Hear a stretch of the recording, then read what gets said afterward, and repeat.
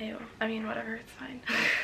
Hey guys, and welcome back to my channel. Today I thought I was gonna do tips for placements or internships and kind of touch upon LinkedIn as well. I'm gonna do a whole other video just about interviews because I feel like that's a whole different section altogether, and so I'll probably get that out next week, and then the week after that I'll do a video about coursework and tips for how to get good grades of coursework. But let's get into it. So first kind of area I wanted to touch upon was like tips for applying, and LinkedIn is like a super great platform to apply for jobs or like for placements or internships in the first place. There are other also like websites like Target Jobs, like Rate My Placement, but in my opinion LinkedIn is the best because you get a lot more new and upcoming jobs constantly, and a lot of companies like using LinkedIn as well. So like the first thing before you even get started is to make sure that your LinkedIn is updated, and I mean like having like a professional picture, making sure that like you have work experience in there, that if you have your like interests and skills, and just kind of start increasing your network so that it doesn't just appear that you have like 3 connections or 4 connections. Like try to get to around 100 if possible, and just honestly what I did is I kind of went through my contacts and saw who was there, and then for each contact that I sent a request for, you get recommendations on who they think you could know, and so from there usually I knew quite a few people, and so that's how I increased my connection over the span of like a year, I want to say, and now I'm at 320 connections. The number itself doesn't really matter, but making sure you have like an adequate amount of connections does help, I guess, with your credibility with companies looking at you. And then next thing is to try to have the open to work sticker. So that's probably one of the first things you want to be doing if you're actively looking for an internship or a placement. So I'm not entirely sure how to do that. I think you just have to go in your settings, and then it should appear, or like if you go in your profile picture, it gives you the option to add that sticker, and it just lets employers know that you are ready to be employed. And make sure that you also have like a little sentence in like your LinkedIn bio just saying how you're looking for specific work in this industry, or you're looking for an internship or a placement starting in whatever. I put mine starting in July of 2021 and I also put that I was looking to either work in business consulting, business development, or marketing, because those were the 3 main areas that I was interested in. And forgot to say this, but I recently got a placement, so that's mostly why I'm doing this now, but it genuinely made me really happy that I finally got it. It took me months. I started applying in December, and the only reason I didn't post last Sunday was because I made a video, but I was literally so depressed in that video because I didn't have any placement yet, and so the most recent offer, I got it on the Monday, and that's why I felt like I could potentially help you guys as well kind of secure your placements or get like a summer internship or something like that. The next very important one is to create job alerts. So I had a job alert for like marketing intern or marketing internship. I had digital marketing as well. I put business development in there, and I think I also had summer internships just in case I wanted to find something, in case I didn't find a placement.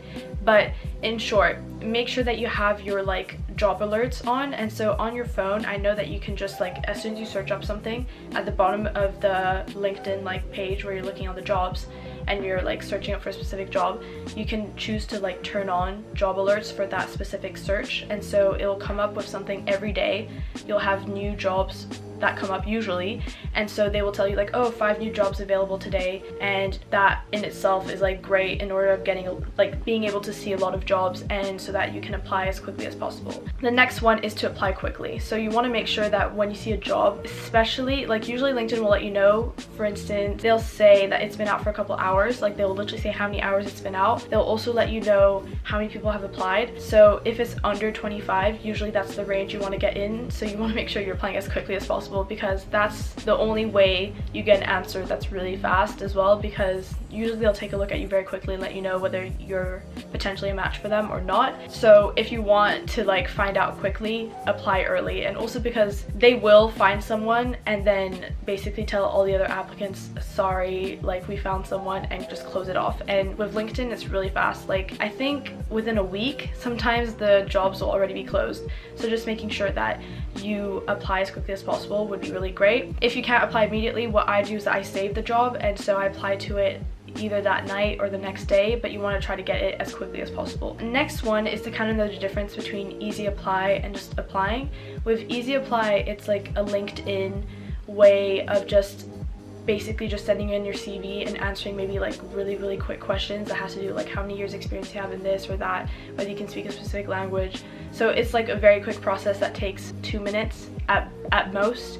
For me, it usually takes like 30 seconds, not even. So making sure that you have your CV already uploaded to LinkedIn through your computer. That way, like when you're on your phone and you see easy apply, you can just apply as quickly as possible. So I found that to be really easy because I think I got a few like interviews based on just easy apply. It's not the best way to get a job, but especially for like the summer internships and stuff like that, it doesn't matter so much if you don't write like a super long cover letter. If you really want the role, what you could do is that you could include a cover letter into the same document as your CV, which I did for one of the jobs that I applied to. Didn't get that one. They ask you how you are, and you just have to say that you're fine when you're not really fine, but you just can't get into it because they would never understand. But it could impress them a bit more that you did a bit more research and you actually took the time to write a cover letter, even though it's an easy apply kind of application. And then the other version, which is just apply, normally it sends you to a different link or a different website, and then from there you can go through the application yourself. And usually they'll want you to do a cover letter, especially for the long-term ones where you just want to make sure that you do your research. But I'll get into that in a bit. So that would be like the main things I would say for LinkedIn. I feel like those are the pretty important bits to get done. If you guys have any other questions about LinkedIn in general, or like how to increase your network or how to socialize or like and stuff like that on LinkedIn, I can try doing that, but I'm not that much of a pro. I just know like the application process now. The next thing I want to talk about was CVs. So obviously your CV needs to be updated when you're applying to jobs. You kind of want to make sure you don't have the experience that you've done but you haven't added in yet. Like I feel like you would probably be doing yourself a disservice. So making sure that it's updated is probably the best way to kind of get any sort of internship or job. And then the next tip I would have is to make sure they have that like opening sentence or description where you kind of describe you, like what university you go to, maybe if you're really proud of your grades, like the grades that you had, and then also make sure that you put in like, I don't know, you in a nutshell, and you in like 2 sentences. Like usually I have 1 sentence describing who I am, and I might show you guys my CV somewhere on the side, or I don't know, create a whole screen for it, but I'll show you guys what it looks like. And then I have another sentence just saying I'm looking for a placement or a 12-month internship starting in July in business consulting, business development, or marketing. Those were the 3 areas again that I was interested in. So you want to make sure you have that in as like the first sentence under your name and like information, so that they know exactly what you're looking for and whether you're going to be a match for them or not. Then the next thing I put is that you want to make sure that you kind of include your skills and references, because that was one thing that I didn't have the first time around when I had to go to my CV workshop thing.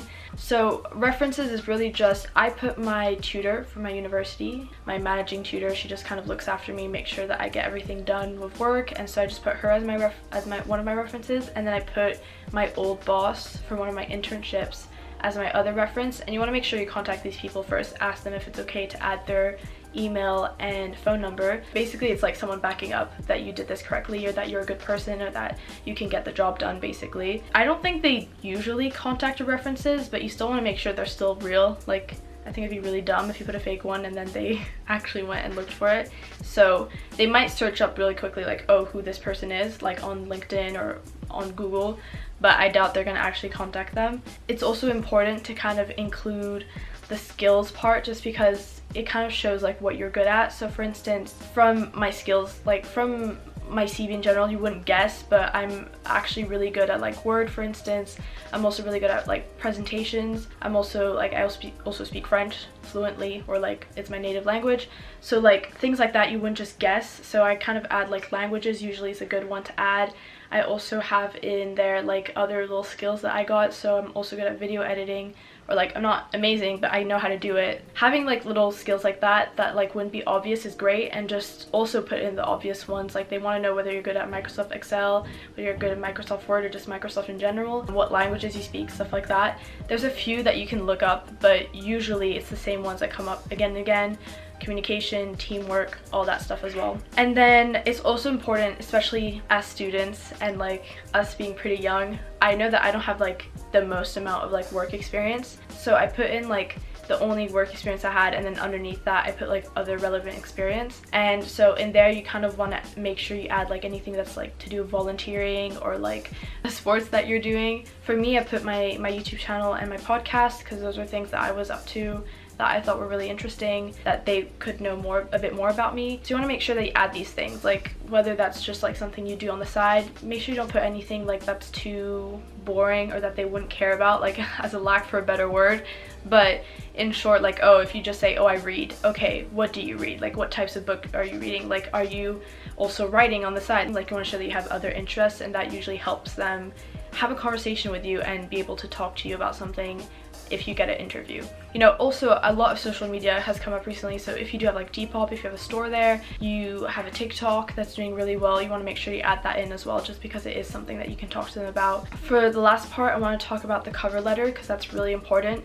So making sure that your cover letter has like a structure, and so the usual structure is that there's like 3 main parts. You want to make sure you have like a structure that has 3 parts. So the first part is just, I mean, other than like the actual address, you want to make sure you want to have like an address. Like for most of them there wasn't an exact address, so I just put London and then I just put like London, United Kingdom, and that was like my address because like I couldn't find it. But if you find an address for their offices, make sure you put that in. And then if you don't know who the recruiter is, which is usually the case, at least online when you're applying, that's usually the case. So I just put either dear recruitment manager, or I put dear madam, dear sir. And then underneath you want to make sure that the first part of your cover letter is just you saying, you know, this is who I am, this is the university I go to, and you want to make sure that you're saying that you're applying for a specific role. Usually it helps them as well if you tell them where you found that role. So whether you found it through LinkedIn, whether you heard from someone else, like if you know a name drop, like 100% do it. Like it will help you, so why not? So do that, and then explain like what it is maybe that you're looking for. I said that I wanted to work in like a dynamic and like diverse environment, so that was something that I added. And I'll again show you a cover letter of the cover letter that I used for the placement that I'm currently at, because hopefully that may be helpful to you guys. And after that you want to make sure that you have like, it's a really short introduction, just like who you are, maybe the different skills that you have that could be relevant for them. Like you just want to put, it's like a headline of who you are and why you're interesting for their company. And then the next part is literally just them, like what it is about them that you enjoyed, what it is that you're looking for in them. I know for me the most important parts of working with a company is making sure that they're diverse and inclusive, because I don't want to work with a company that doesn't represent me or doesn't support me. So for me that was always important, and so making sure that I had evidence of that, and like, because I did do my research, I wanted to make sure that they knew that I did my research, and so I put in evidence of that. So for instance, I think with their specific programs for diversity, they had something called a pod, which I think stands for something else, but in short the pods are like groups of individuals that just like work together and want to just reunite, have like fun conventions, stuff like that. It's basically just like a diversity group. I thought that was great, and I genuinely like enjoyed that, and so I showed them that I was like really appreciative of that, and that was something that was important to me. I also kind of did my research and said, well, you know, this is what I like about them, and this is what I think I could be useful for them. I don't know if that generally makes sense. I think you kind of have to read it to understand it, but I will like put that up as well. You want to make sure that you just show evidence of like the fact that you did research on them. Like if you're not showing evidence, they don't know that you know much about their company or what they're doing, so making sure you know that. You also want to say specifically why you're interested in the role that you're applying for. So at the time I applied for business development, so I was really interested in marketing at the time specifically, and this role also has elements of sales in it, which I ended up thinking was really interesting as well. I didn't think about that in the beginning because I didn't realize it was like such a mix between the two, but I did see a lot of the words like marketing come up, and it was part of a sales team. So I did a lot more research on like what sales was, what exactly they would expect of me, and you obviously want to look at like the job description and see what they're looking for in terms of skills. But I just basically explained to them why I was interested in that specific role, which you'll see anyways, and that's like the main gist of that second paragraph. It's a pretty bulky paragraph. maybe 5 sentences around, or 4 if like you don't have as much to say, because it can happen with startups. Usually it's a lot more complicated to come up with stuff, and then because they just don't have as much information on their pages. And the last paragraph is literally just about you, so all your skills, kind of narrating what your CV already says, but you kind of want to add maybe a little bit more to that, show, like, explain why you feel like you have the skills necessary for this role. And usually that part never changes for me. Like the first part and the last part don't change. The only thing that changes would be like the title of the role, and then that middle paragraph which talks about the company changes every single time. But you want to make sure that you have like a general structure, and then normally it takes like 30 minutes or so to kind of write your cover letter each time, because you only have 1 paragraph to change. Because I feel like what I'm good at is like not really going to change either. I'm good at these things, and these things can apply for a lot of different roles, so that's why I feel like that last paragraph doesn't change. And after that you kind of just say thank you for looking at or reviewing my application, and then you just sign off. You want to make sure, like, I think this is like a really important one, is that you want to sell yourself. I know it's not the most comfortable spot to be in. I don't like selling myself, but it genuinely does make a difference when you show that you're not just, oh, I have no skills, don't have any like job experience. You really want to make sure you sell yourself as much as possible, so that they know that you're kind of like confident about the way that you're acting, 1, and 2, that you're always like willing to learn. Because I know I didn't have all the skills necessary, but I was always so ready to be like, I'm ready to learn. You don't necessarily want to compare, but you do want to be like confident about yourself and not undersell yourself. So definitely do oversell yourself a little bit. But I hope that was like helpful overall, and I'll see you guys next week and talk a little bit more about interviews, because I know that's pretty pressing as well. So thanks for listening, guys, and bye. See, had to ask a question if you happy, girl. I'll change your mind anytime in this happy